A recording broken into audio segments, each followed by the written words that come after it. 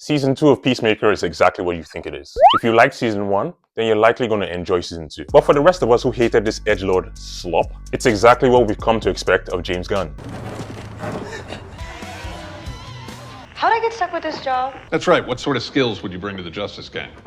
Besides blowing dudes. He's gone full on The Boys Season 4 with the level of gratuitous nudity and violence in this show. But in the case of The Boys, you could at least use the source material as a defense for the show. The Boys comics are literally just edgy softcore porn. But in the case of Peacemaker, it's literally a follow-up to the child-friendly Superman 2025. Not a great plan. What makes this funnier is that DC fans are defending this, despite crying for years that DC is meant for kids. This is also evidence that James Gunn's instincts as an executive sucks ass. Hear me and hear me good, nigga. I'm here to double down. That shit is a two-pack of ass. How do you follow up Superman 2025 with Peacemaker instead of Mr. Terrific? He clearly has no idea what he's doing. There is no plan for this universe. Seriously, what was the point of making this show? Season 1 didn't attract a big audience. It didn't become a cultural phenomenon like The Boys or Invincible. And DC fans gave every excuse under the sun for its low viewership numbers. Well, HBO Max didn't have many subscribers yet. The character isn't well known yet. Blah, blah, blah. I do not say blah, blah, blah. All that just for the first episode of Season 2 to have only 70,000 views more than the first episode of Season 1.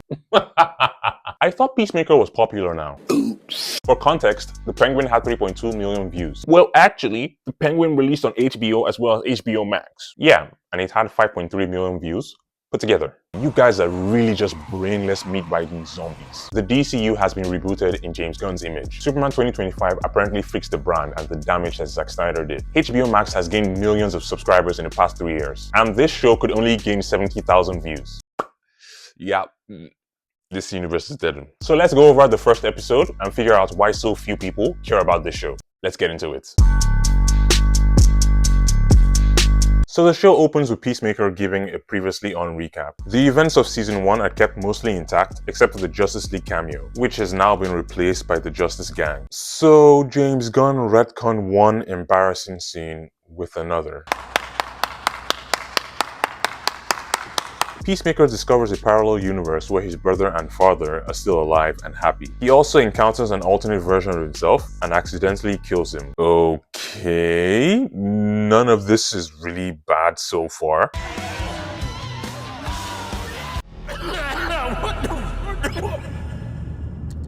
After getting rejected by the Justice Gang, Peacemaker has an orgy. Just a bunch of shaboing-boings on screen. Pause. Seriously though, why the hell is this in a DC project? A lot of people have been calling this out as well, rightfully so. DC fans spent years calling the Snyderverse edgy, but are praising camel toes and orgies. I've never seen someone use an NC-17 show to expand a movie universe that's supposedly made for children. Some are also pointing out that this is a trend with Gunn. It's not just this one show. There was necrophilia in Creatures Commando, a drunk Supergirl in Superman 2025, and Peacemaker is sexually graphic. This isn't what the DC brand is supposed to be at all. And the only defense that DC fans have for this is that it's advertised as an R-rated show, so it's clearly meant for an adult audience. Wait a minute! When Batman and Cyborg dropped F-bombs in Justice League, they cried about it. This is where DC fans exposed themselves as hypocrites. They said, DC should be for kids. All of a sudden, full frontal nudity and literal orgies are okay in a universe